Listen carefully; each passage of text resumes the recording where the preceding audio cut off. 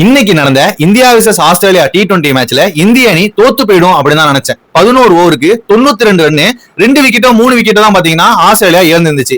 இந்த சமயத்துல பாத்தீங்கன்னா ஒரு 70 ரன் அடிச்சாலே போதும், ஆஸ்திரேலியா ஈஸியா ஜெயிச்சிருக்கும். ஆனா நம்ம ஆளுங்க பொட்டு பொட்டு பொட்டுன்னு விக்கெட் எடுத்தாங்க பாருங்க, வேற மாதிரி. முதல்ல பாத்தீங்கன்னா தோக்கவிழா பண்ணது அக்ஷர் பட்டேல் தான். அவரால் தான் பாத்தீங்கன்னா வந்துட்டு ஃபர்ஸ்ட் 2 விக்கெட் டக்கு டக்குன்னு விழுந்துச்சு. அதுக்கப்புறம் பாத்தீங்கன்னா வாஷிங்டன் சுந்தருக்கு ஓவரே கொடுக்க மாட்டாங்க, ஏன் அப்படின்னு தெரியல. இந்த மேட்ச்ல பாத்தீங்கன்னா போனா போட்டோம் அப்படிங்கிற மாதிரி கொடுத்த மாதிரி தான் இருந்துச்சு.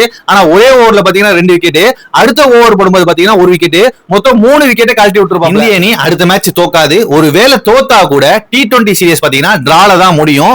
ஓடிஐ அவங்க அடிச்சுட்டு போயிட்டாங்க. ஆனா T20 நம்ம விட்டுறக்கூடாது, வச்சு செய்யணும்.